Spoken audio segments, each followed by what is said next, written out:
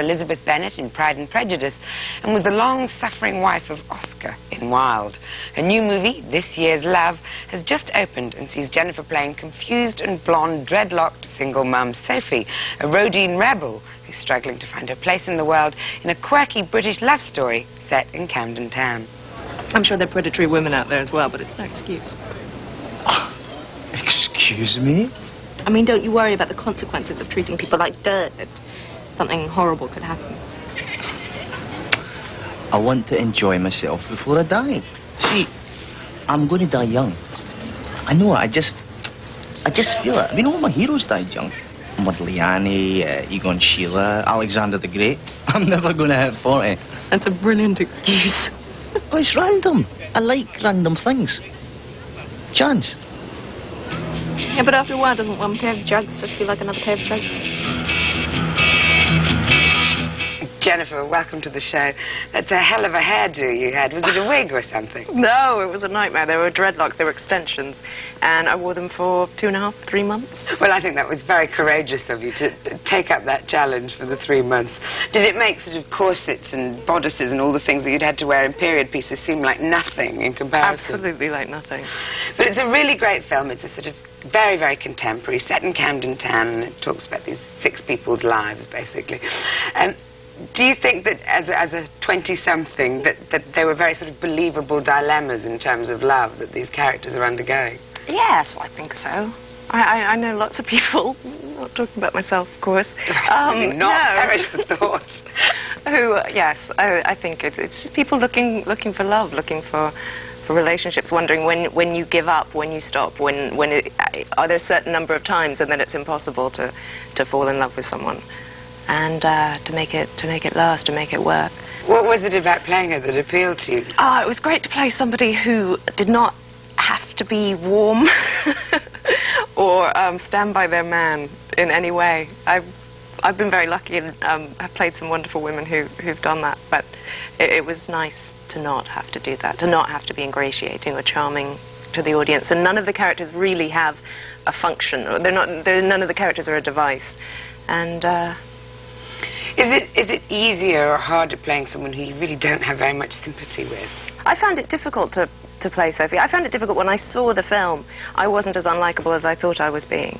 Oh, really? Mm. And did you want to make her? I found that really disappointing. No, because you had a little twinkle in your eye all the way through it. That's what sold you down the line. You're going to have to just clear that twinkle. They lit that twinkle.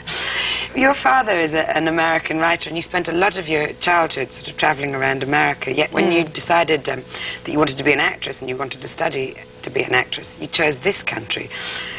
Why was that? Because, I mean, the most obvious thing surely would have been to stick to America at that stage. Well, I don't know. I did want a classical training, so originally that's why I came to England. And I didn't ever think... I didn't ever want to have to compete in America to get parts. I always found it very intimidating and didn't think I'd stand up under the physical scrutiny. And I also think to fight for a part and to be grateful to, you know, play somebody's girlfriend wasn't, you know, if things went well, that wouldn't be what I wanted. And the chances of things going well are, the competition is much stiffer there, so I didn't really see much point in staying. You made your TV debut in the Chamomile Lawn, which there was a huge controversy about, a bit of nudity. Were you glad to sort of get it over and done with that early on? And do you think, in retrospect, that it actually didn't do you any harm because it probably brought you much more sort of popular attention than you might have achieved in a different sort of role? I don't think Chamomile Lawn did me any harm in the long run because Elizabeth Bennet sort of eclipsed it, and I suddenly went overnight from being... if there was ever anything written about me, it was the tempestuous Calypso, or the, you know, who took her clothes off in Chamomile Lawn. And then all of a sudden it was, you know, Elizabeth Bennet opposite Mr. Darcy. And so I don't think it did any harm in the long run, but I think it might have for a little while. Pride and Prejudice was a sort of turning point in your career, and Sense and Sensibility was for Gwyneth Paltrow, and what was it? Emma for Gwyneth Paltrow, and Sense and Sensibility for Kate Winslet. But it seemed to me that there was just this huge hysteria about Jane Austen at the time. Why do you think it was? I don't know. I really don't know. I was at the Royal Shakespeare Company at Stratford-upon-Avon, and I missed the whole thing. But you were a major part in it. I completely missed it. It was very strange. Both you and Colin Firth seem to have a bit of trouble after Pride and Prejudice in kind of shaking off the characters in terms of the way people perceived you. Do you think that that's a sort of necessary evil of television in a way, that if you play a part that's really successful, people sort of typecast you in that way?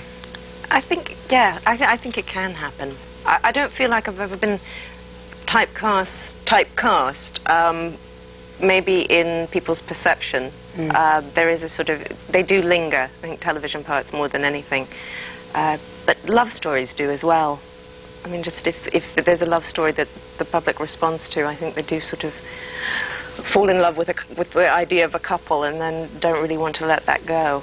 But I've never really worried about it. And I don't think Colin doesn't seem to. He seems to have shaken it off. But in real life, you had a love affair as well, you and Colin, and it's happened on another occasion with you and Toby Stephens. And I wondered if it, when you were making Chamomile Lawn, and I just wondered if it's just one of those sort of necessary evils of the job, that you're kind of thrust together for a period of time, and it's very hard to sort of separate. Do you think it's to be recommended? I think that's probably what I'm asking. To be recommended, I think it depends on the person. It's also just, it's weird, so many actors, it's just who you meet. I mean, it's the other people you're thrown together with most of the time. And they're usually fairly attractive and well lit, and they're often somewhere very beautiful, and, you know, you look at them and say, I love you, and it's on the page, and then you sort of, it happens. It doesn't, in both those cases, it was not, that sounds like I'm belittling the relationships, and in both those cases they shouldn't be belittled. But I think it can be a lot of fun. But it must be awful though after the film's made and there's no more lovely lighting and things. So it's actually a sort of metaphor for what a real relationship, you know, can be like when you suddenly see them in the harsh light of day. Well, both of those continued for, once the lighting had faded, become, yes, fluorescent. Do you think that it's a particularly good time to be an actress in Britain, and particularly at your age? Yes, I'm enjoying it. I don't know. I don't have anything to compare it to. But yeah, I think it's very exciting. You know, I mean, 10 years ago, there just weren't films being made in this country, and now all of a sudden, you know, there seems to be an absolute. I can't remember. I read somewhere some outrageous number of movies were made here last year, something 95 films or something. It is exciting. It is an exciting time, and I would much rather be here than in America. Really? I mean, even now that you've sort of got experience under your belt and some serious kind of calling cards, so you wouldn't just be at the end of a long line, you know, sort of hopefully auditioning. Do you still not feel any desire to? It would depend on the part and whatever. I mean, I would never say no, absolutely never will I do that. But right now, the things I'm interested in are usually here and unfinanced. So I'll decorate my flat with what? I don't know. Yeah, but exactly, you might have to borrow the tins of paint. I might have to go do a film in America so I can decorate the flat.